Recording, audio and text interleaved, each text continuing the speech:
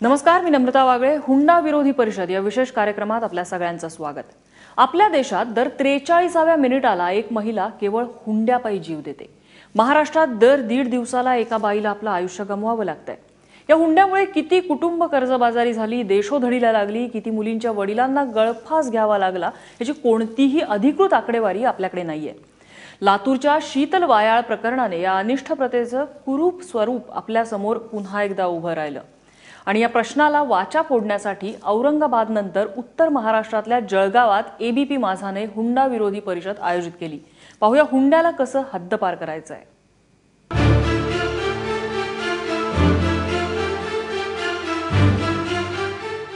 नमस्कार, मी ज्ञानदा कदम. एबीपी माझानं आयोजित केलेल्या हुंडा देणार नाही आणि हुंडा घेणार नाही या विशेष कार्यक्रमात आपल्या सगळ्यांचं स्वागत.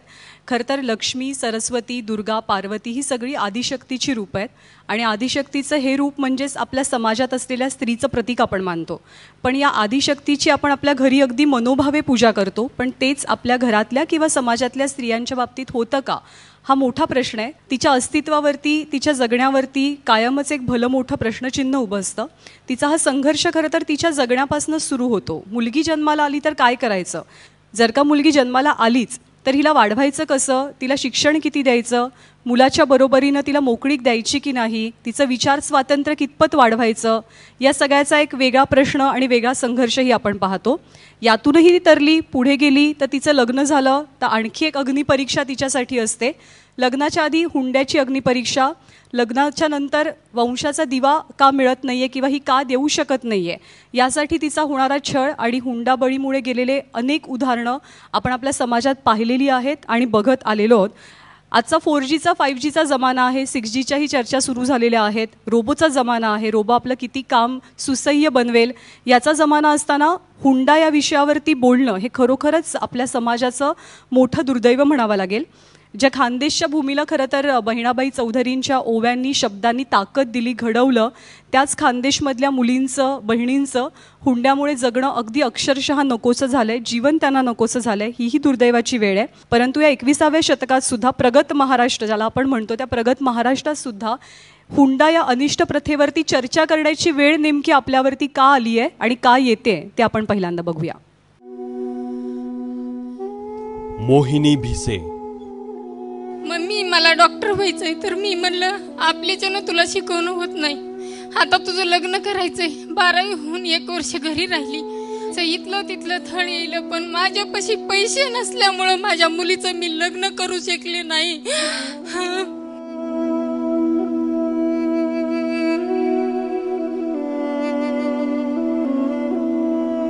शीतल वायाळ. 3 मुली आहेत, 2 मुलं आहेत. पुन्हा त्या पूर्वाचे झाले लग्न. मग आता हिचे म्हणलं इकून तिकून करून कर्ज अजून काही काढून करावं म्हणलं लग्न, अशी इच्छा होती आमची. आम्ही असं बोलायचं घरात. तिला वाटायचं त्या भावाला लई पैसा लागायला की ते पोरग आहे तिकडे शिकायला, लाखावर पैसा लागत होता त्या पोराला. 2-4 ट्युशन आहे त्या पोराला तिथं. ती ऐकत असेल काय नाही, असंच ऐकून काय केलं असेल बरं तिने मनात आणलं असेल.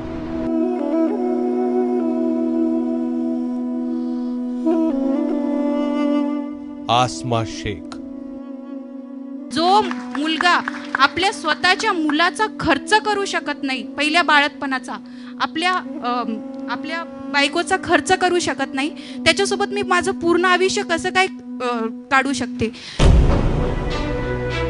पुरोगामी महाराष्ट्राचा बुरखा फाडणारी ही काही उदाहरणं. केवळ हुंड्यापायी मोहिनी आणि शीतलनं आपलं आयुष्य संपवलं, तेही केवळ 21व्या वर्षी.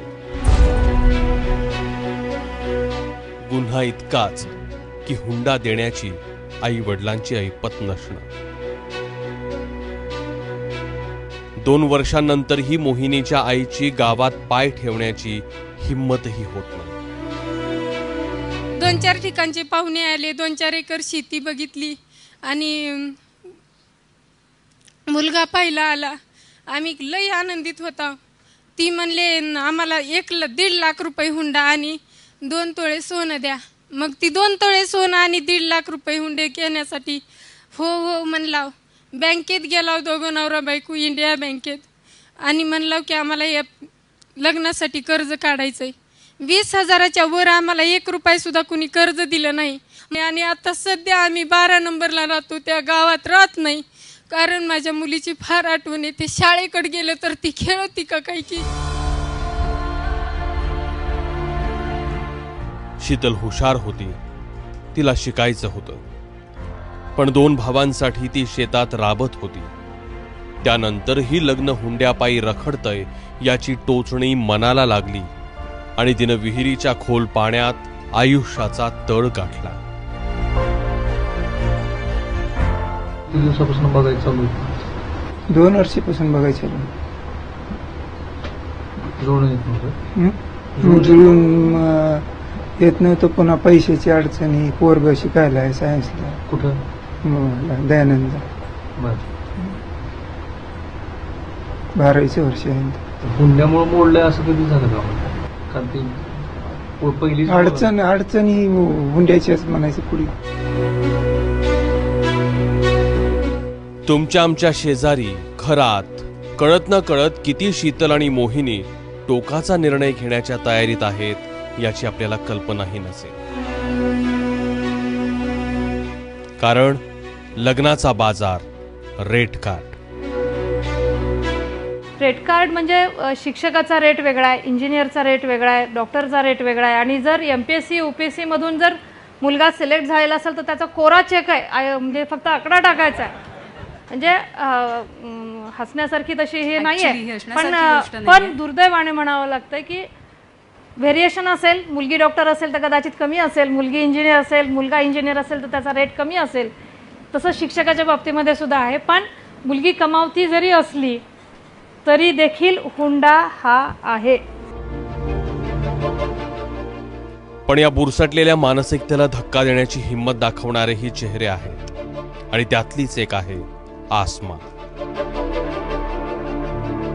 मी ॲडव्होकेट आहे आणि माझं LLM झालं आणि ज्युडिशरीची मी एक्झामसाठी प्रिपरेशन करते आणि माझ्या नवऱ्यालाही 1,20,000 रुपये पगार आहे, चांगल्या पदावर आहे तो. आणि त्यांनी अशा इम्प्रेशनमध्ये माझ्यासोबत लग्न केलं की मी ॲडव्होकेट आहे आणि बरीच म्हणजे सेटल आहे. पण असं काहीच घडलं नाही आणि नंतर मी प्रेग्नेंट राहिले. त्याच्यानंतर जशी मी प्रेग्नेंट राहिले त्यानंतर माझ्या नवऱ्याने इवन माझं सोनोग्राफीचा सुद्धा खर्च केला नाही. तर आत्तापर्यंत त्यांनी स्वतःच्या आता मला 1 वर्षाचं बाळ आहे, त्या बाळाला सुद्धा तो पाहायला आला नाही की. आणि कोर्टामध्ये जेव्हा सबमिशन दिलं त्याच्या ॲडव्होकेटनी तर सांगितलं असं की म्हणे ही जरी हा हुंडे पद्धत असेल म्हणे, पण मी एक सांगतो की प्रथा आहे की पहिला बाळंतपणाचा खर्च हे आई वडीलच करत असतात. आणि याच एवढ्या बोलण्यामुळे मी त्याला सोडून दिलं. मी आता त्याच्यासोबत नाही राहणार. आपल्या देशात महिलेला देवीच्या रूपात पाहिलं जातं. कधी सरस्वती, कधी लक्ष्मी, तर कधी दुर्गा. पण दर 43व्या मिनिटाला आपली एक दुर्गा हुंड्यापायी बळी जाते. महाराष्ट्रात 1.5 दिवसाला एक हुंडा बळी जातो. एक मुलगी गेल्यानंतर तिच्या कुटुंबाचं, आई वडिलांचं, मुलाबाळांचं काय होत असेल याचा फक्त विचार केलेलाच बरा.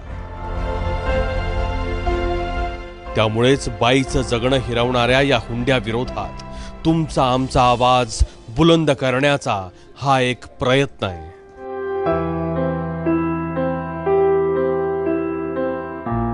महाराष्ट्राला खरं तर अजून मोहिनी किंवा अजून शीतल नको आहेत. महाराष्ट्राला कणखर स्त्रिया हव्या आहेत.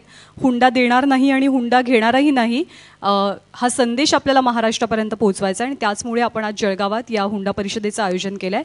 आपल्यासोबत या सगळ्या विषयाची चर्चा करण्यासाठी मान्यवर आहेत. मी त्यांना स्टेजवर येण्याची विनंती करते.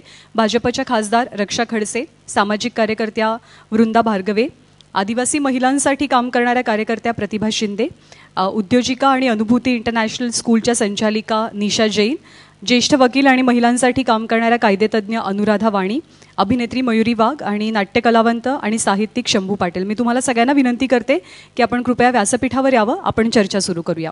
आणि रक्षाताई, या विषयासाठी मी ऑब्व्हियसली तुमच्याकडे पहिल्यांदा येते.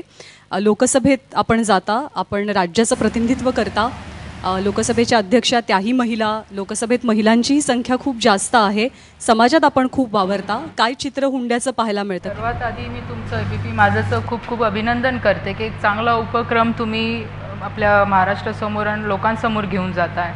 नक्कीच जी प्रथा हुंड्याची आहे, तर मला असं वाटतं की जे टायटल तुम्ही दिलेलं आहे की हुंडा देणार नाही आणि हुंडा घेणार नाही, तर त्याच्यात परिवर्तन तर आधी असं झालं पाहिजे की आम्ही हुंडा देणार म्हणजे घेणार नाही, नंतर ते देणार नाही, अशी प्रथा आधी तर सुरू झाली पाहिजे. आणि नक्कीच जसं आता तुम्ही इथे स्क्रीनशॉट आम्हाला दाखवला की ही प्रथा आहेच की आज कोणत्याही समाजामध्ये जा, कितीही एज्युकेटेड जरी असला, एक आईवडिलांची इच्छा असते की माझी मुलगी कोणत्याही घरात गेली तर तिला सगळ्या सुविधा मिळायला पाहिजे.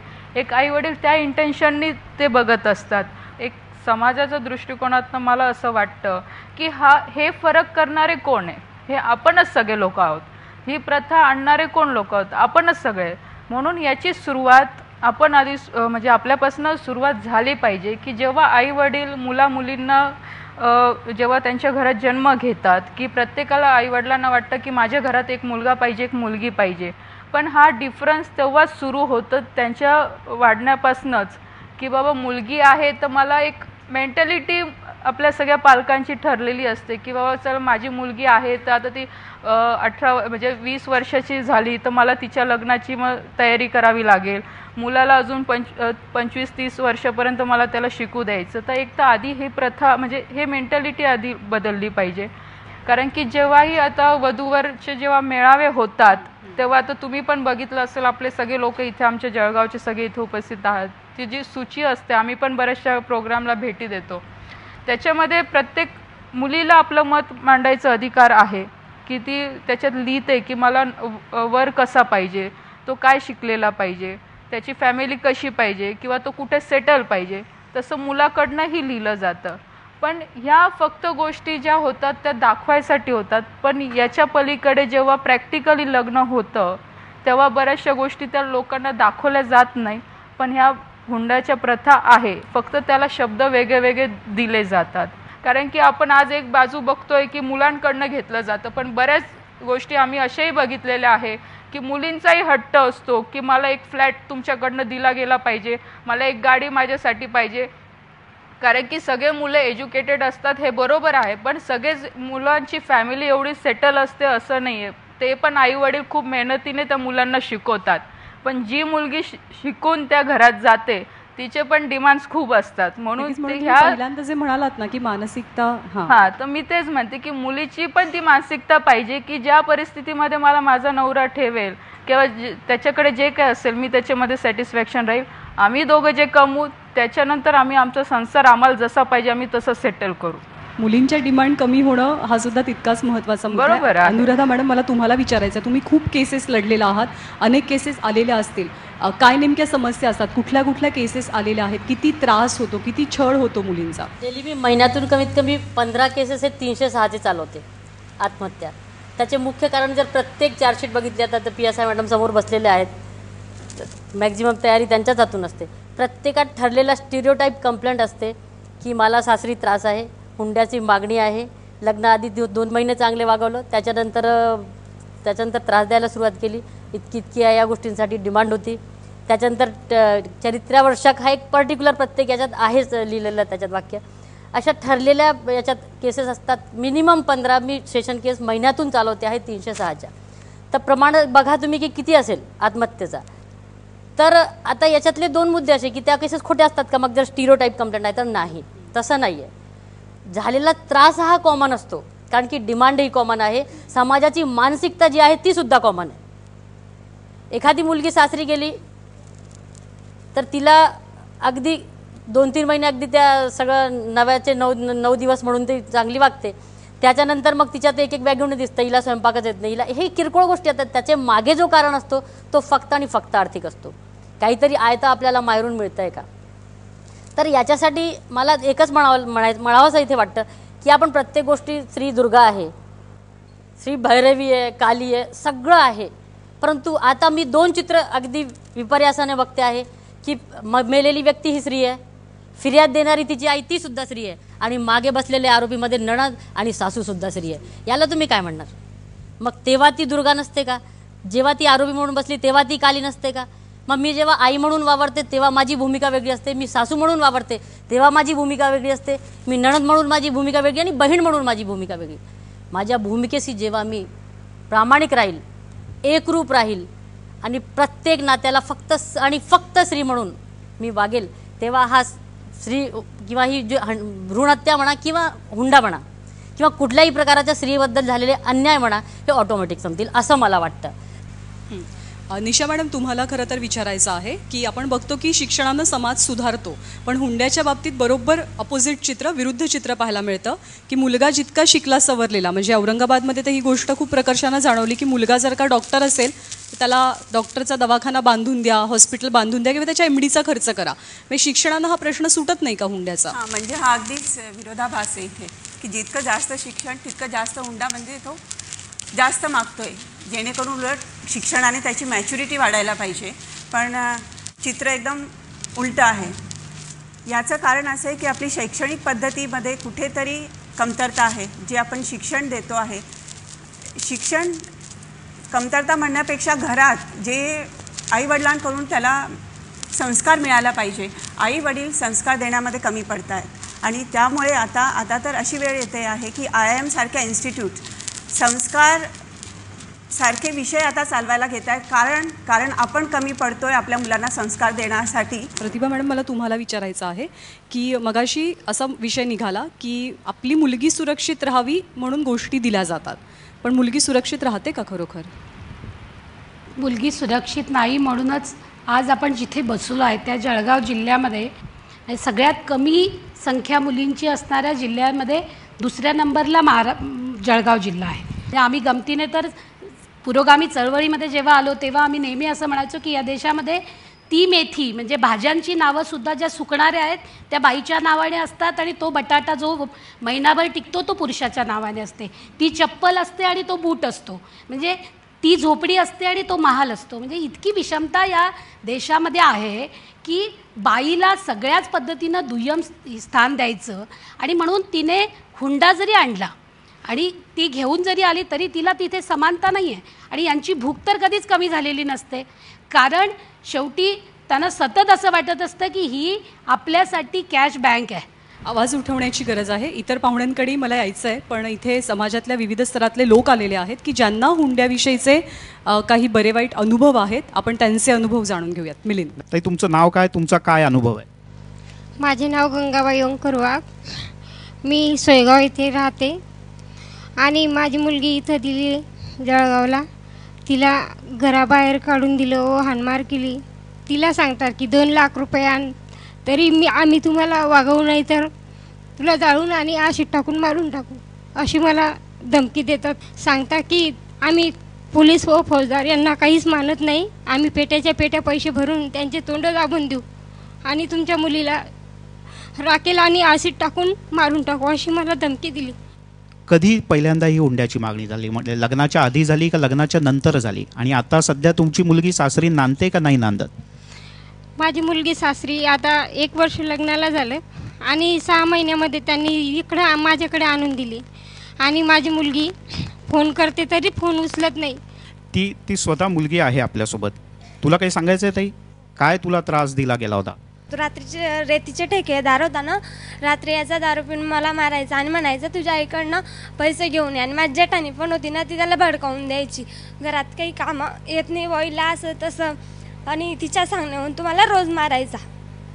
आणि मला घराबाहेर काढून दिले, माझ्या अंगावरचे सगळे दागिने काढून घेतले आणि मला घराबाहेर काढून दिले, म्हणे मी तुला वागणारच नाही. मावशी, काय तुमचा अनुभव आहे? काय घडलं? माझ्या मुलीला तर मारून टाकलंय, मुंबईला जाडून मारून टाकलं.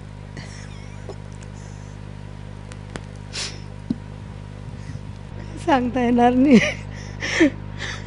7 दिवस वाचली होती ती. हुंड्यासाठी मारून टाकलंय तिला. 2 मुलं मी मोठे केले तिचे. आता डिप्लोमाला आहे मुलगा, मुलगी 10वीला आहे. वेळ आली ती कोणावर येऊ नको.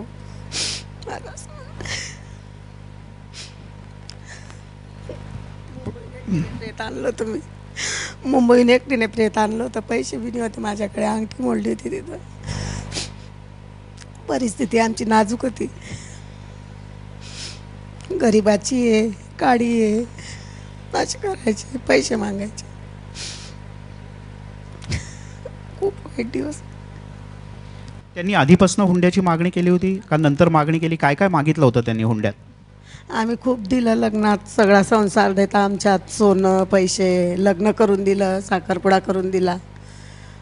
नंतर बी बरंच द्यायचो आम्ही, फक्त प्यायचं पाणी नाही द्यायचं, इथून मग सगळं पुरवायचं. कळण्याच्या पिठापासून, ज्वारीपासून, डाळ दाणा सगळं इथून पुरवायचं. तरी त्यांनी जे करायचं तेच केलं. आत्ता आपण त्या मावशींची कहाणी ऐकली सगळ्यांनी खरं तर, की त्या मावशींनी सगळं काही दिलं, म्हणजे त्यांनी त्याच भावनेने दिलं की माझी लेक सुखात राहू दे, पण त्यांच्या पदरी काय पडलं तर त्यांनी मुलगी गमावली. वृंदाताई, या जेव्हा गोष्टी समोर येतात तेव्हा समाज म्हणून खरंच लाज वाटायला पाहिजे आपल्या सगळ्यांना. हे बहिणाबाईंचं गाव आहे, इथे साने गुरुजींचं पण वास्तव्य होतं. इथे एकेकाळी गाडगे महाराज पण येऊन गेलेले होते. आणि हा सगळा जो भाग आहे तो तापी नदी इथे आहे. आणि अतिशय चांगलं असं बहुगुणी पीक म्हणजे केळासारखं इथे होतं. हा सगळा सधन भाग आहे. कुठल्याही जातीचं आणि समाजाचं नाव मी घेणार नाही, पण उच्चभ्रू, उच्चवर्णीय आणि असा एक चांगला उच्चवर्गीय समाज इथे आहे. हे वातावरण, हे पर्यावरण देखील असताना सुद्धा अशा ठिकाणी आत्महत्या होतात. त्या का? नंबर 1, काही वेळेला कॉलेजेसच्यामध्ये भाषण जेव्हा द्यायला जाते तेव्हा विद्यार्थिनींच्या समोर हुंडा या विषयावरती जेव्हा बोलत असते त्यावेळेला त्या म्हणतात की खूप छान झालं भाषण, खूपच छान बोलल्या, पण हे सगळं तुम्ही आम्हाला का सांगतात? आमच्या आईवडिलांना सांगा. त्याच वेळेला कळतं की आपल्या भाषणाचा काही उपयोग झाला नाही. निर्णय घेण्याची शक्ती ही आईवडिलांच्याकडे आहे असं त्यांचं मत. BSc, BCom, BCS या झालेल्या मुलीसुद्धा आज हे मत सांगतात की लग्नाच्या वेळेला आमच्या हातात काही नाही, ते आईवडिलांच्या हातात आहे. त्याच्याशीच निगडीत जो मुद्दा आहे आत्ताच्या चर्चेतनं आलेला तो असा आहे की काही जणी म्हणतात मॅडम हे सगळं ठीक आहे, पण शेवटी आयुष्यात लग्न एकदाच होतं, एकेच दिवशी होतं, एकाच दिवशी. मग त्या एकाच दिवशी जर एवढा पैसा खर्च केला तर काय बिघडतं? आणि हेच सगळेजण घरातले पण म्हणतात की एकदाच तर लग्न होतं, मग थोडे दिले 20 तोळं सोनं, एकदाच तर लग्न होतं, मग दिली गाडी, एकदाच तर लग्न होतं, दिलं सगळं सामान, तर काय बिघडतं? हे जे एकदाच कोट अनकोट हे जर आपण शिक्षण घेऊन सुद्धा नाही झालं जसं यांनी म्हटलंय, तर शिक्षण आणि हे लग्न संस्था, विवाह संस्था यांच्यात जोपर्यंत प्रचंड तफावत आहे, शिक्षण आणि जगणं यांच्याशी आपला नातच नाही आणि आपली सांगड घातलेली नाही, तोपर्यंत हा प्रॉब्लेम निर्माण होणार. मयुरी, मला तुझ्याकडे जायचं आहे. खरं तर तुझं आत्ता काही महिन्यांपूर्वीच लग्न झालं आहे, सो तू ते फील करू शकते की लग्न होणं हे किती गुलाबी स्वप्नासारखं असतं एखाद्या मुलीसाठी.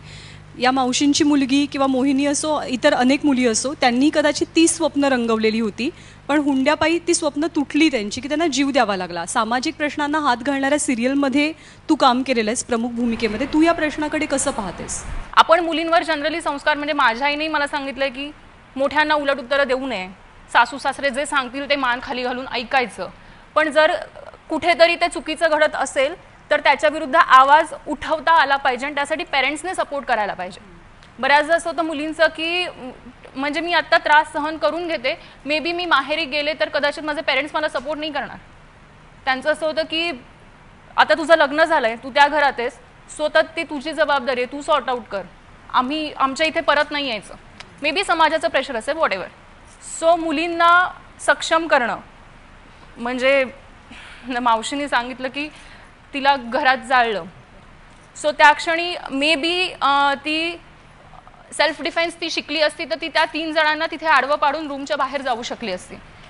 सो म्हणजे मे बी माझ्या जनरेशनला हे पटेल, आधीच्या जनरेशनला कदाचित ते थोडंसं ऑफेन्सिव्ह वाटेल की ही असं कसं बोलते, सासू सासऱ्यांच्या अंगावर हात उचलणं किंवा त्यांना बाहेर पडणं.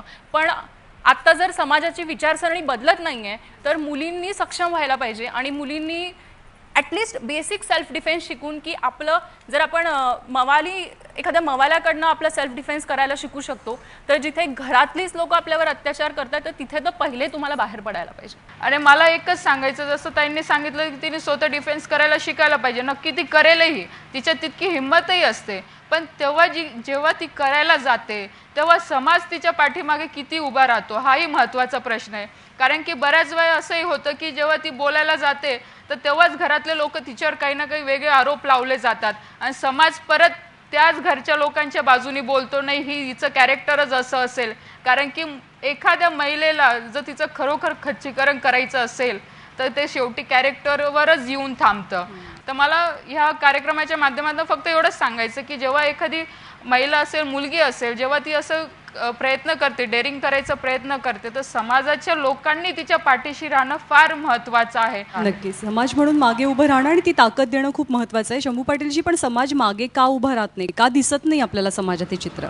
मला बऱ्याच वेळेला वाटतं की हा काही एक स्वतंत्र प्रश्न आहे असं मला कधीच वाटत नाही. याचा अनेक लक्षणांसारखी लक्षणं दिसतात. याचा मूळ कुठे आहे? म्हणजे अमृता प्रीतम नावाच्या ज्या प्रख्यात साहित्यिक त्या एका ओळीत असं म्हणतात की मेरे दिल की बात अगर मैं कागज पे लिख दूँ तो कागज में आग लग जाएगी. बायांच्या मनातलं जे आहे ते बाहेर येत नाही आणि ते कळत नाही. याचं मूळ जर मी एक पुरुष म्हणून सांगतोय की सगळी जी व्यवस्था आहे ना ही माझ्या फायद्याची आहे, माझ्या दृष्टिकोनातून आखलेली आहे. मला कसं जग सुंदर करता येईल माझ्यासाठी, अशा पद्धतीची ही रचना आहे एकूण. मग त्याच्यासाठी धर्माला हाताशी घेतलं गेलं, त्याच्यासाठी विविध कायदे केले गेले आणि मुलींच्या मनात हे रुजवलं गेलं की त्या दुय्यम आहेत. ताराबाई शिंदेंचं स्त्री पुरुष तुलना असेल किंवा सिमॉन बुआ जिचं सेकंड सेक्स, तिच्यात ती म्हणते की मुलं वाढतात आणि मुली वाढवल्या जातात कुंडीतल्या रोपासारख्या. म्हणजे तुम्हाला हे करता येणार नाही किंवा नाही तू वरती चढू नको. म्हणजे 5 वर्षाच्या मुलीला जर वरती चढायचं असेल तर तिला चढता येत नाही कारण तिने फ्रॉक घातलेला आहे आणि तिचं काहीतरी दिसेल. मुलगा मात्र टणकण उडी मारून जाऊ शकतो. हे जे कल्टिवेशन होतं ना, शारीरिक क्षमतांच्या बाबतीत बायका कमी आहेत, त्यांची क्षमता कमी आहे, त्यांना रक्षणासाठी एका पुरुषाची गरज आहे आणि त्याने रक्षण कोणापासून करायचं तर इतर पुरुषांपासून. विनोदी आहे. आपण भारतीय लोक अत्यंत खोटारडे आहोत. आपण देवीची पूजा करतो आणि घरात बायकोला लाता घालतो. अशा प्रकारची मानसिकता ही जोपर्यंत बदलत नाही ना, हुंडा आता इंदिराताईंनी सांगितलं की असं करतात तसं करतात. क्लिअर कट व्यवहार आहे, क्लिअर कट, काही गोंधळ नाही अजिबात. कोणालाही आजपर्यंत हुंडा मागताना कोणी लाजलंय की हुंडा कसा मागू, अजिबात लाजबीज काही नाही, स्ट्रेट फॉरवर्ड. दुसरी बाजू अशी आहे की हुंडा जर एखाद्या मुलाने नाकारला तर मुलीच्या आईवडिलांना संशय येतो, काही फॉल्ट आहे का, म्हणजे हुंडा मागत नाही आहे. इतक्या प्रकारची जर मानसिकता असेल तर त्याच्यावर मूळ घाव घालायला पाहिजे. तुम्ही आमच्यासोबत फिरा, अशी गल्लीनी, असं गावनी जिथे मुलगी पेटलेली नाही, जिथे मुलगी जळालेली नाही. कशा मुली मरतात, कसं टोचा भडका कसा होतो, फक्त मुलींच्याच बाबतीत कसा होतो, एक पुरुष का नाही मेला आजपर्यंत. हुंडा देणार नाही आणि घेणार नाही या कार्यक्रमात एक छोटासा ब्रेक घेऊया. मात्र ब्रेकवर जाता जाता आपण एक लोकगीत पाहणार आहोत की हे लोकगीत कशा पद्धतीनं तुम्हाला सांगतंय हुंडा देऊ नका आणि घेऊ सुद्धा नका.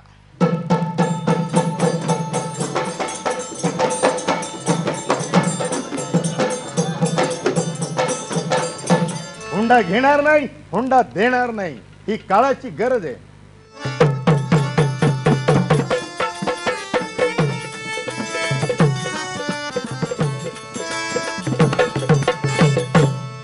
भूतपूर्व समाजाने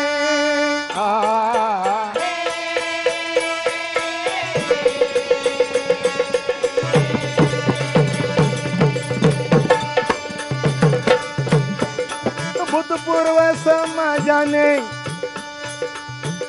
अविचाराने हुंडा देणे घेणे, हुंडा देणे घेणे, छोटा असूनही केला मोठा,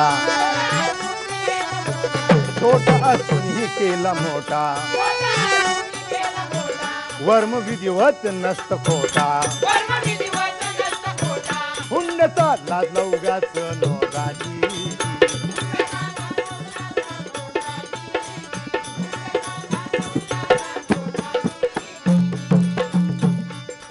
समजा आम्ही हुंडा नाही दिला, नाही घेतला, काय मरून जाऊ काय आम्ही, काय आमच्यावर देव कोपेल.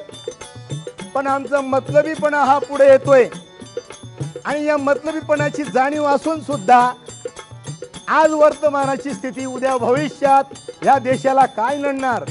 अशा अनेक समस्या आहेत. नुसती ही एवढी समस्या नाही, भ्रूणात ही समस्या कशा पायी झाली. शेतकरी आत्महत्या ही कशापायी झाली, पर्यावरणाचा ऱ्हास कशामुळे होतोय, उष्मा हा वाढत चाललेला आहे, व्यसनाधीनता वाढत चाललेली आहे. कशाचे कारण आहेत? आम्ही एवढे शिकून आमचं शिक्षणानं आमचं सुज्ञ पण कुठं होकलं, कुठं होकलंय आमचं.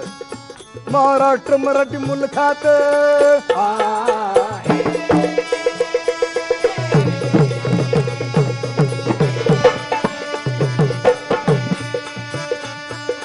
महाराष्ट्र मराठी मुलखात खान्ने शाद पाचोरे तालुक्यात नगर देऊळ आहे आमचे गाव, नगर देवळ्याचा जिल्हा जळगाव, घाटशाहीर शिवाजीराव.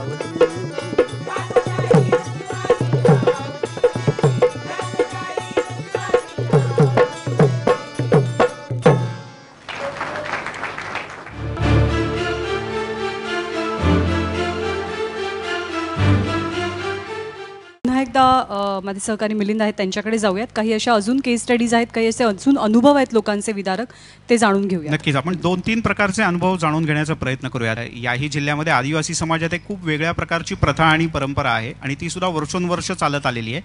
ती म्हणजे ज्यांना सुशिक्षित पुढारलेले वगैरे म्हणतात ना ज्ञानदा, तिथे पुरुषाला पैसे द्यायला लागतात लग्न करायचं असेल तर. पण हा जो समाज आहे त्याच्यामध्ये महिलेला पैसे द्यायला लागतात. म्हणजे पुरुषाला लग्न करून बायकोला घरी आणायचं असेल तर तिला बायकोला पैसे द्यायला लागतात. माझं नाव आहे रूपसिंग झंझाड पवारा, चोपड्या तालुक्यातून आलो आहे. गाव माझं कुंड्या पाणी म्हणून आहे. आमच्यामध्ये अशी प्रथा आहे की लग्न जर करायचं असलं, मला जर लग्न करायचं असलं तर मी मुलीच्या बापाला पैसे देईल तर तुम्हाला मुलगी देऊ शकतो, अशी आमच्यामध्ये प्रथा आहे.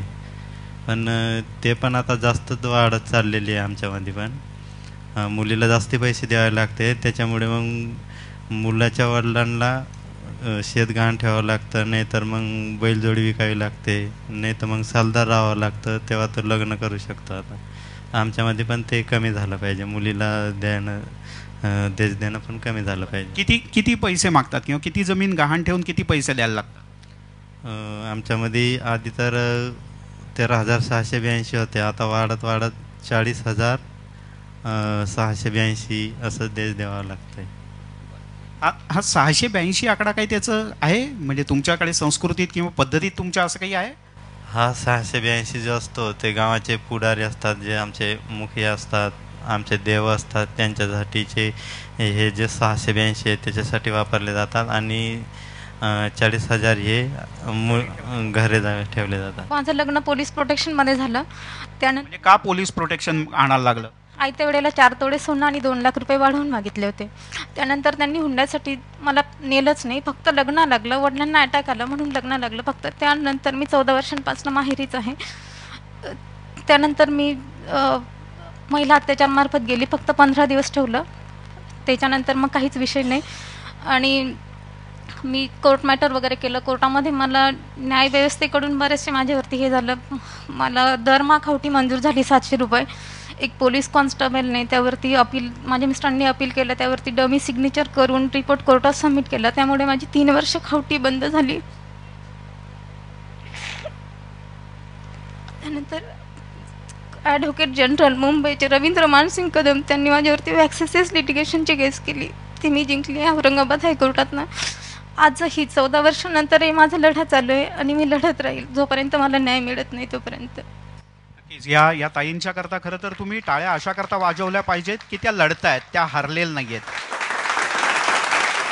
यात आणखीन एक त्याच्यात इंटरेस्टिंग गोष्ट आहे ती अशी की तुम्ही खूप जास्त केसेस दाखल केल्या म्हणून ॲडव्होकेट जनरलनेच त्यांच्या विरोधात केस दाखल केली आणि शेवटी न्यायालयानं त्यांना न्याय दिला आणि ॲडव्होकेट जनरल हरले न्यायालयात आणि हे शेवटी मान्य झालं. ताई मला तुम्हाला विचारायचं आहे की असं का होतं? म्हणजे साधारण पोलिसांकडे जाऊन सुद्धा किंवा काही वेळेला अन्यही न्याय प्रक्रियेच्या आहेत. आता न्याय प्रक्रियेसंदर्भात आपण बोलू नाही शकत, पण तरी सुद्धा न्याय मिळायला अडचण येते. आम्ही त्यांना विचारतो की तुमचं स्पष्ट सांगा की तुम्हाला नेमकं झालेलं काय आहे, तुम्ही इतक्या पीडित आहात, काय प्रॉब्लेम आहे नेमका तुमचा. पण ते आम्हाला सांगत नाही, कारण की आमचा समाज असा, आमची समाजात बदनामी होऊ नये, आम्हाला उद्या माझ्या आईवडिलांना उत्तर द्यावी लागेल, हे करावं लागेल, ते करावं लागेल. आणि सर कसं होतं, पोलिसांना कार्यपद्धतीमध्ये प्रत्येक गोष्ट सांभाळताना तुम्ही जेवढं आमच्याशी क्लिअर बोलणार तेवढं आम्ही चांगल्या पद्धतीने तुम्हाला सपोर्ट करू शकू. तुम्ही जर आमच्याशी क्लिअर बोललेच नाही तर नाही होऊ शकणार. आणि मी मेन म्हणजे पाटील सरांशी खूप सहमत आहे. माझ्या पोलीस स्टेशनच्या हद्दीमध्ये सिव्हिल हॉस्पिटल आहे.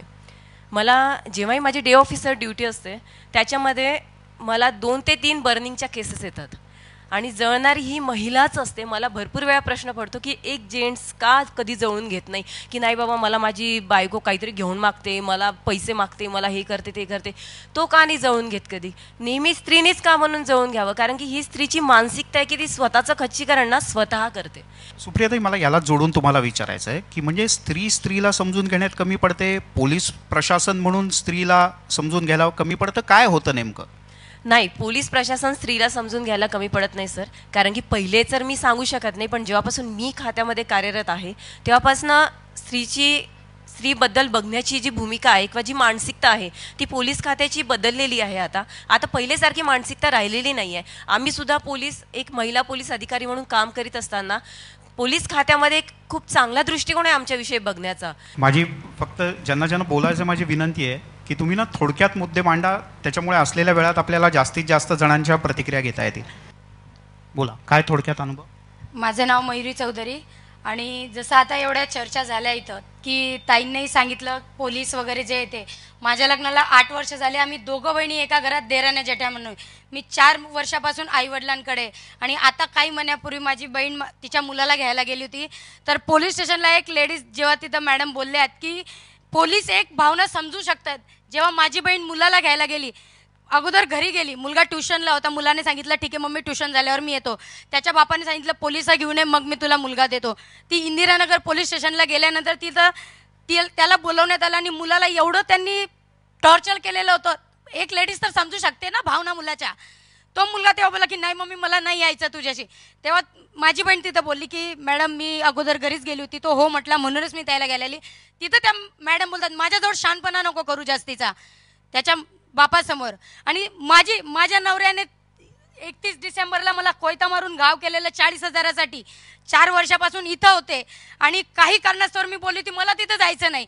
जो एक व्यक्ती, मला सुद्धा एक मुलगी, तो आमचं पुरं करू शकत नाही तर तो काय करणार आहे. जी कणखर लेडीज बनायची मी प्रयत्न करते आणि मी कणखरच बनणार आहे. मला नाही रडायचं आहे समाजासमोर. कोणता समाज कामाला येतो, कोण लेडीज कामा नाही येत, कोणी कामाला, आपलं बळ. आणि मी धन्यवाद करते माझ्या आईवडिलांचे की जे माझ्या सपोर्टला आहे. माझ्या आईवडिलांनी त्यांची टेंडन्सी, कारण घरात मोठी 4 बहिणी, तेच मॅडम म्हटल्या की मीही तोच समझोता करत होती. लग्नाच्या 6-7 महिन्यानंतर मलाही त्रास झाला, पण काही बहिणी आहे आणि 6 महिन्यात त्यांना मुलगी करून घ्यायची होती म्हणून ते माझ्याशी चांगले वागले. मी म्हटलं ठीक आहे बहीण आपल्यासोबतच राहील. पण तिचं लग्नानंतर हा सिलसिला सुरू झाला. मी माझ्या मामांसमोर समाजासमोर मांडल्या, त्यांनी आम्हालाच खोटं ठरवलं. म्हटलं ठीक आहे कुठेतरी आपणच चुकतोय, काही गोष्टी असतात. पण आज मी त्या गोष्टीला अमान्य करते की सहन करणं ही सर्वात मोठी चूक आहे. सर्वात मोठी चूक सहन करणं की मी सहन केलं. आणि आज या काळात माझी मुलगी माझी बहीण घेऊन मी माझ्या आईवडिलांकडे, पण मी कणखर बनायचंय, मला नाही हरायचं आहे समाजासमोर. आणि मी न्यायाची गोष्ट, मला तर न्याय अजूनही मिळालेला नाही आणि मी नाही मिळू शकत. न्याय मिळूच शकत नाही. का नाही मिळू शकत की मॅडमांनी त्या मॅडमांनी वकिलांनी सांगितलं की स्टेप बाय स्टेप करणं इम्पॉर्टंट आहे. आणि ती गोष्ट तेवढीच आहे की ज्या वेळेला होतं मी पोलीस स्टेशनला गेली MIDCला, जेव्हा माझ्यासोबत झाली, मी टाके घेऊन सिव्हिलमधून त्यांना सांगितलं मला कोयत्यानी मारलं. तिथं लिखाणामध्ये लिहितात ते पोलीस की काहीतरी मारलं. कुठे मिळणार आहे न्याय हो, मला सांगा ना. खरंच आपल्यापैकी किती जणांच्याकडे या मुलीच्या करता उत्तर आहे? आपण खरंच आपले कान, डोळे आणि त्याहीपेक्षा आपलं मन उघडं करून बघितलं पाहिजे यांच्याकडे. निश्चितपणे शिक्षा होणं मॅडम खूप महत्त्वाचं आहे आणि ते कायद्याच्या अंडरच येतं. धाक नाही, अवेअरनेस नाही, या सगळ्या गोष्टींमुळे या पद्धती वाढत चालल्यात. आता मला एक जर आपण सर्वे केला जर या गोष्टींचा, तर हुंडा प्रतिबंधक कायद्याच्या अंतर्गत किती खटले प्रलंबित आहे किंवा किती दाखल आहे. तर जोपर्यंत व्यक्ती, ती पीडित महिला जी आहे ती आत्महत्या करत नाही, तोपर्यंत ते हुंडा प्रतिबंधक कायद्याचा वापरच केला जात नाही. असा रेशो जर पाहिला तर 95% आहे मॅडम. तुम्ही मला सांगा शिक्षा होणार कशी? जर आज एखादी पीडित महिला आहे, पहिल्यांदा लग्न ठरताना हुंडा मागितला, त्यावेळेस वाचा फोडली जाते का? नाही. सुरुवातीला जेव्हा डिमांड केली जाते तेव्हा वाचा फोडली जाते का? नाही. जेव्हा ती मरून जाते आणि त्याच्यानंतर आईवडिलांना जो दुःख असाही होतो आणि त्यांना वाटतं की आता संपलं आहे सगळं, आता भांडा, आता काही पर्यायच नाही आहे, आणि त्यावेळेस ते 306 सेक्शन म्हणजे आत्महत्येच्या कलमाच्या अंतर्गत मग 498 आहे आणि बाकीचे सेक्शन येतात. आणि 35% केसेसमध्ये तर सुनावणी पण नाही. तर कायद्याच्या बाबतीत अवेअरनेस पहिला मुद्दा आहे. मला एक सांगा, परंतु 306 जेव्हा आत्महत्या होते त्याच्यानंतर तुमच्यात अवेअरनेस येते की नाही? मग जेव्हा आपली मुलगी पहिला हुंदका देते त्यावेळेस आपल्याला कळत नाही का हिला होत असलेला त्रास आहे? काही झालं जर तू परत आली तर आमच्यावर ओझं नाहीये, किंवा तुझ्यासोबत होत असलेल्या प्रत्येक गोष्टीसाठी आम्ही तुझ्यासोबत आहोत. आणि पुन्हा आली आणि तिने पुन्हा लग्न नाही केलं, म्हणजे लग्न करणं जशी नाण्याची एक बाजू आहे तसं लग्न न करणं हे काही गुन्हा नाही आहे. तर ते पण शक्ती ते संस्कार पॅरेंट्सनी त्याला द्यायला पाहिजे की ठीक आहे. पण रक्षाताई, मुलीसाठी ते पहिलं पाऊल उचलणं किती कठीण असतं किंवा किती धोकादायक ठरू शकतं किंवा डिस्कस करत होतो की 1961 मध्ये हा ऍक्ट आला, किती 56 वर्ष झाले. तर ह्या 56 वर्षांमध्ये मला असं वाटतं की आजपर्यंत पूर्ण ही जी परिस्थिती आजही आपण याच्यावर अजून चर्चा करतोय, हे थांबलं पाहिजे होतं, पण आत्तापर्यंत तसं झालेलं नाही आहे. आणि कोणतीही मुलगी असेल तर प्रत्येकाला बघा, कोर्टाचा विषय काढला कोणत्याही आईवडिलांसाठी असो कोणासाठी असो, कोर्ट म्हणजे हे डोकेदुखी. एक तर ही सगळ्यांची मानसिकता असते की बाबा न्याय मिळेल की नाही मिळेल. दुसरी गोष्ट की एखाद्याची मुलगी जाते, गेल्यानंतर त्याला न्याय मिळाल्यानंतरही ते दुःख त्यांच्या आयुष्यातनं कधीही जात नाही. निशा मॅडम, तुम्हाला पण मला विचारायचं आहे की उत्तर महाराष्ट्र असो, खानदेश असो, जळगाव असो, इथे आणि महाराष्ट्रात सुद्धा अशी भीषण लग्न होतात ना की पिंप भरून अंगठ्या वाटल्या जातात. तुम्हालाही नवीन नाही आहे, तुम्ही अशा लग्नांना गेलेला असाल, अशी लग्न पाहिलेली असतील जळगावात सुद्धा, खानदेशात सुद्धा. सो असं ओंगळवाणं प्रदर्शन पण मुलींच्या जीवावर उठतं, एकाने केलंय म्हणून दुसऱ्यावर दबाव येतो. आता अशातच म्हणजे एक साधारण 6-7 महिने झाले जैन समाजाने मिळून एक नियमावली बनवलेली आहे की 21पेक्षा जास्त पदार्थ करायचे नाही, नाश्त्याला 11पेक्षा जास्त पदार्थ करायचे नाही, टोटल खर्च एवढाच व्हायला पाहिजे, वरातीमध्ये जास्त ते धांगडधिंगा होतो तो करायचे, असे बरेच रूल्स आणि त्याच्यावरती सगळ्यांची मान्यता मिळाली. त्यामुळे हे खरोखरच समाजाच्या दृष्टीने खूप चांगलं पाऊल आहे. जिथे की बिभत्सपणे असे प्रदर्शन होत होते आणि तुम्ही म्हटल्याप्रमाणे एकाने केलं म्हणून दुसऱ्याला करावं असं ते प्रेशर असायचं. मला या गोष्टीत म्हणजे मी सहमत नाही आहे. कारण बघा, प्रत्येक समाजामध्ये हे नियम कायदे बनवले जातात की आपण असं नको करायला, हे नको करायला, ह्या सगळ्या बोलायपुरत्या गोष्टी असतात, पण प्रॅक्टिकलीमध्ये होत नाही. मला असं वाटतं ठीक आहे, काही प्रत्येक समाजाचे आपले नियम पाहिजे ते पाहिजे आणि ते प्रत्येकाने फॉलो केले पाहिजे. पण आज कोणतीही मुलगी असो, कोणताही मुलगा असो किंवा कोणतेही आईवडील असो, प्रत्येकजण आपल्या परिस्थितीप्रमाणे पैसे कमवत असतात आणि प्रत्येकाला इच्छा असते की बाबा एक, जसं ताईंनी सांगितलं की एक वेळा ते लग्न होत असतं, म्हणून मला एक वेळा तरी एवढं माझ्या मुलीसाठी मी केलंच पाहिजे. आणि प्रत्येक मुलीला असं वाटतं की माझं लग्नही आयुष्यातनं एक वेळा होणार आहे तर मी असं केलंच पाहिजे. आणि जिथेही विषय येतो की ह्या समाजाला बघून म्हणून दुसरा समाज फॉलो करतो की ह्या परिवाराला बघून म्हणून दुसरा परिवार फॉलो करतो, ही मानसिकता असायला नको. म्हणजे हे विचार होतं ना, होतं, पण मला असं वाटतं बघा की एखादा जर कमवत असेल, जर त्याची इच्छा असेल तर का त्याच्यावर रिस्ट्रिक्शन टाकलं पाहिजे की बाबा तुम्ही याच्यामुळे तुम्ही खर्च नका करू. हे तर प्रत्येकाची आपली लाईन आहे की त्याला कसं करायचं आहे.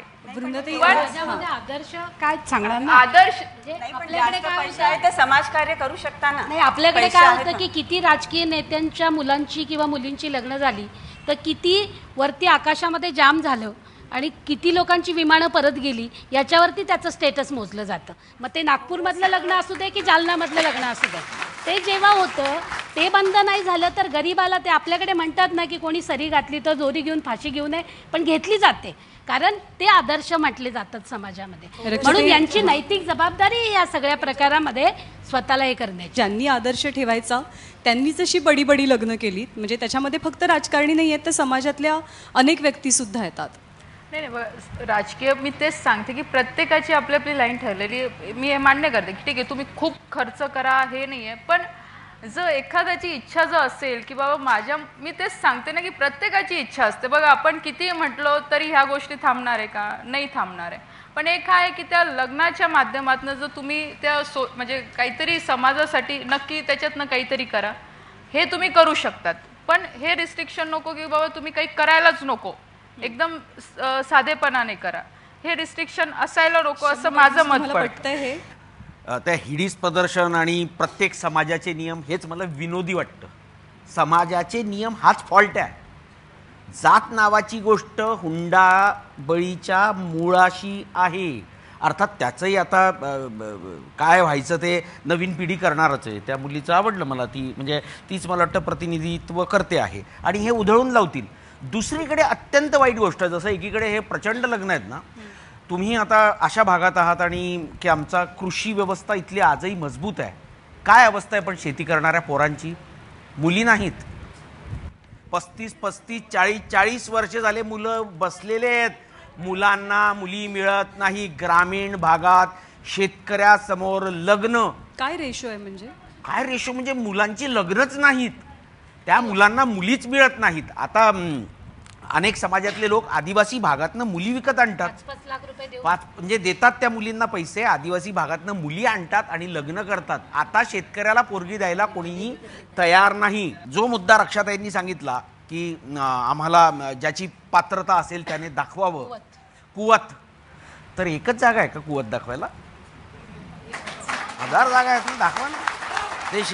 इथे शेतकरी आत्महत्या करतायत ना, जा ना तिथे कुवत दाखवा. गरीब पोरं फिरतायत बिचारे, त्यांना शिक्षण नाही, तिथे कुवत दाखवा ना.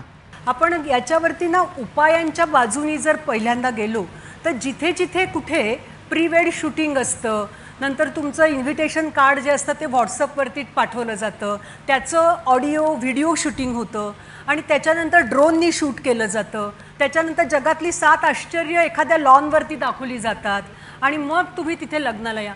आपण सगळेजण नुसतं अशी चर्चा करतो. आपण या सगळेजण लग्नाला गेलोच नाही तर काय होईल? तिथे जाण्यात धन्यता मानणारे जे आहेत ना, त्यांनी पहिल्यांदा बंद केलं पाहिजे की मी अशा लग्नांना जाणार नाही. आपण पहिल्यांदा आता सोल्युशनकडे जाऊया. तर त्याच्यामध्ये आपल्याला आता सुधारलं पाहिजे स्वतःला की अशा तऱ्हेच्या चर्चा तुमच्या इकडे जळगावमध्ये झाल्या आणि त्या एका अत्यंत जबाबदार माध्यमांनी वृत्तवाहिनींनी केलेल्या आहेत. तर तुम्ही इथे जा, शपथ घेऊ नका, पण आता कृती करा. आणि हे ABP माझानी हे हुंडा देणार नाही आणि हुंडा घेणार नाही सांगितलेलं आहे. मी त्याचा एक प्रतिनिधी होतो, मी त्याचा एक साक्षी होतो आणि याच्या पुढे जर मी हुंडा घेतला तर मला गिल्ट वाटलं पाहिजे.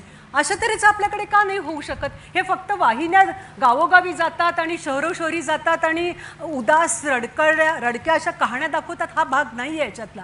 याच्यातला हा भाग आहे की आता मी ऐकलं, याच्या पुढे जर मी बदललो नाही तर मला तो ज्यांचं हे ब्रीदवाक्य आहे, उघडा डोळे बघा नीट.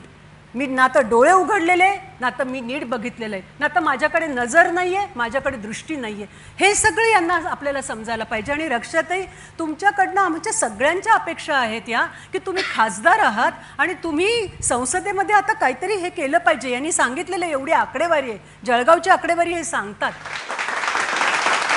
माझं बोलणं थोडं चुकीचे याने जातं असं जर वाटत असेल, मला ते म्हणायचं इंटेन्शन आहे. माझं तेच म्हणणं आहे की प्रत्येकाची परिस्थिती असते, तो याच्याने लग्न करत असतो. आता दादांनी जसं शेतकऱ्यांचा प्रश्न मांडला, ठीक आहे, प्रत्येकाच्या मुलींच्या मनामध्ये भावना असतात की मला चांगला नवरा पाहिजे, चांगला कमवणारा पाहिजे. पण शेतकरी काही कमवू शकत नाही अशातला प्रकार आहे का? नाही आहे. शेतकरी चांगलं कमवू शकतो, चांगली लाईफ तो ग्रामीण भागामध्ये चांगलं सेटल लाईफ एका मुलीला देऊ शकतो. फिरून फारून परत तेच मानसिकतेवरच इथे विषय येतात.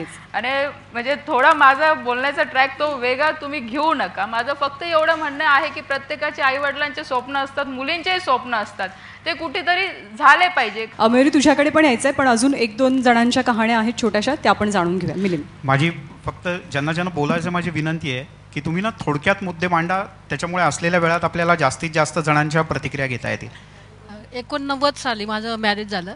कन्यादान हा जो शब्द आहे, दान म्हणजे देणे आणि घेणे, इथून तो सुरुवात होतो हुंड्याचं. म्हणजे देणाऱ्यांना माहिती आहे आपण देतोय, घेणाऱ्यांना माहिती आहे आपण घेतोय. मुळात हा शब्द जो आहे याच्यावर जर आघात केला, तो शब्द बदलला पाहिजे. तिथली जी टॉपिक आहे तो लग्न सोहळ्यातला, तो पण आपण बदलला पाहिजे. आणि माझ्या वेळेस असं होतं की मला वडील नव्हते, माझे वडील शहीद झाले, त्याच्यामुळे माझं कन्यादान कोण करणार? बापच कन्यादान करतो. मला बापच नसल्यामुळे मी सरळ माझं म्हणणं मांडलं आणि माझ्या घरापर्यंत अशीच माणसांनी यावं की मी हुंडा देणार नाही आणि हुंडा माझ्या त्या याच्यात पण नाही आहे, आम्ही देऊ शकत नाही. आणि अशी व्यक्ती माझ्या घरापर्यंत. समाजातल्याच लोकांनी मला त्यावेळेस टार्गेट केलं की असं होत नाही, तू म्हणते हे चुकीचं आहे. आणि आज तेच लोक माझ्याकडे बघून म्हणते तू जे केलं ते बरोबर आहे. अजून सुद्धा या समाजामध्ये या अशा घटना होत नाही. सामूहिक विवाह सोहळे हे होत आहेत, तिथे सुद्धा आपली मानसिकता कमी आहे की आम्ही सामूहिकमध्ये आमचं लग्न करायचं का नाही करायचं, म्हणजे ती कमीपणा आहे. कमीपणा वाटतो. एक प्रतिक्रिया घेऊयात एका अशाच सामाजिक कार्यकर्त्यांची की ज्या गेले अनेक वर्ष अशा मुलींच्या करता धडपडतात. अगदी थोडक्यात सांगा की काय केलं पाहिजे, उपाय काय?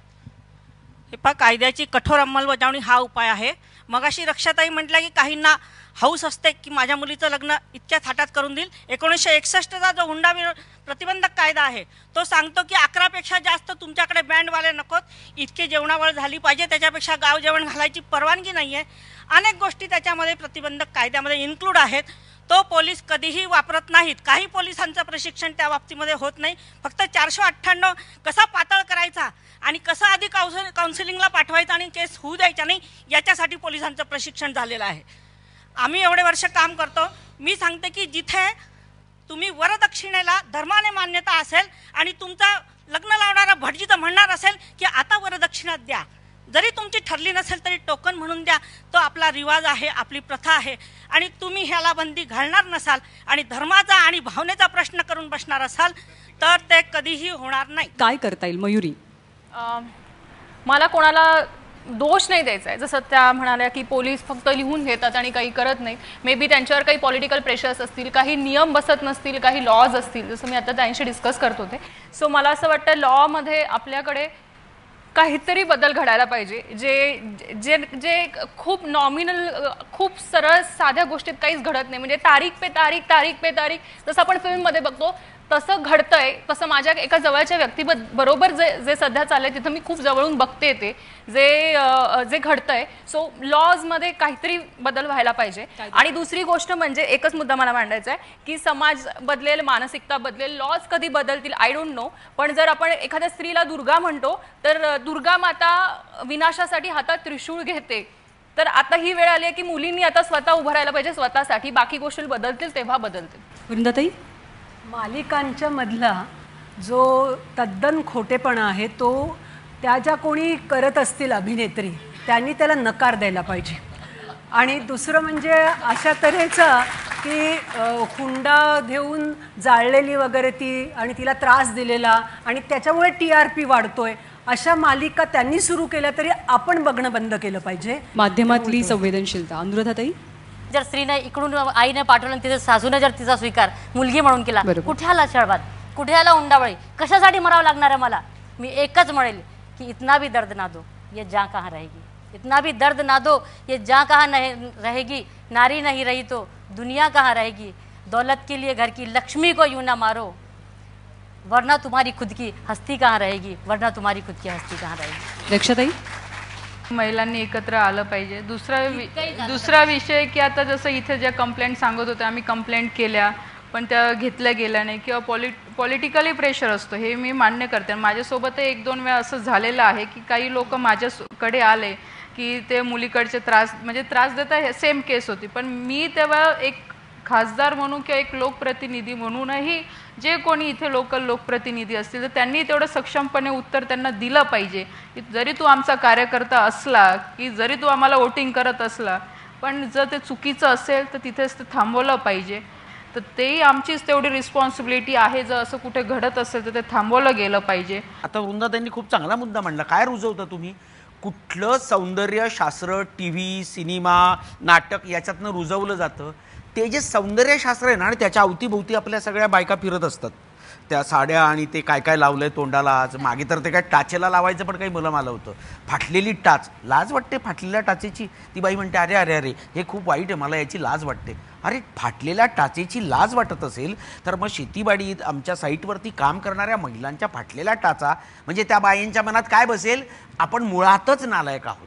तर हे सौंदर्यशास्त्राचे नियम बनवणं आणि सगळ्यात महत्त्वाचं म्हणजे यापुढे मुलींनी आर्थिकदृष्ट्या सक्षम होणं. मुली या विषयाकडे जरा प्रेमाने बघण्याची वेळ आलेली आहे, पुरुषांनी विशेषतः. आमचे मित्र आहेत अशोक कोतवाल, त्यांची कविता आहे की मुलीची जात हे शब्द उच्चारावत नाहीत मला, मुली कशाही वागल्या तरीही. त्या सुखाचा मंद प्रकाश आणि मायेचं झुलतं धुंद आकाश. त्या उन्हाची कातर छाया लहरती बहरती कापूर काया. अशा पटकन वाढतात आणि पटकन उडून जातात ना. लहरती बहरती कापूर काया. त्या विश्वाचा कवळा हात, जगाची आधाशी तहान, मुली असतात काळाचे फडफडते कोरे करकरीत पान. मुलीच लिहितात जगाचा इतिहास, पुरुषांची ताकद नाही. त्या असतात काळाचे कोरे फडफडीत पान. म्हणून मुलींना करू द्यावेत हट्ट आणि होऊ द्यावे स्वच्छंदी. हीच तर असते त्यांच्या प्राक्तनात पेटलेल्या निरांजनातील असोसीची नांदी. त्यांच्या प्राक्तनात पेटलेल्या निरांजनाची असोसीची नांदी. खूप महत्त्वाचे मुद्दे आणि सोल्युशन्स यामधनं समोर आलेली आहेत. खरं तर आपल्या कार्यक्रमाचं आयोजन आपण ह्याच्यासाठीच केलेलं आहे, जनजागृती होण्यासाठी, की हुंडा आम्ही देणार नाही आणि तो घेणारही नाही. तर कार्यक्रमाच्या शेवटी आपण सगळेजण उभं राहून एक प्रतिज्ञा घेऊयात. मानवतेच्या समतावादील विचाराला बांधील, संविधानावर चालणाऱ्या भारत देशाचा सुबुद्ध नागरिक म्हणून मी शपथ घेतो की स्त्रीला दुय्यम स्थान देऊन तिचा मानसिक छळ करणाऱ्या प्रत्येक अनिष्ट प्रथेला मी विचारानं आणि प्रत्यक्ष कृतीनं विरोध करेन. या विज्ञान तंत्रज्ञानाच्या आधुनिक काळात स्त्रीकडे पाहण्याची आणि तिच्याशी वागण्याची आमची बुरसटलेली मानसिकता आम्ही बदलू. प्रत्येक मानवाला स्वतःच्या गर्भात एक स्त्री वाढवते. या 9 महिन्यांच्या पालन पोषणामुळेच प्रत्येक मानवाला ही सृष्टी बघता येते. याची जाणीव ठेवून एका नववधूला घरात आणताना कुठल्याही स्वरूपात आम्ही हुंडा घेणारही नाही आणि देणारही नाही. आम्ही हुंडा घेणार नाही आणि देणारही नाही. सगळ्या महाराष्ट्राला ऐकू गेलं पाहिजे. आम्ही हुंडा घेणार नाही आणि देणारही नाही. आम्ही हुंडा घेणार नाही आणि देणारही नाही.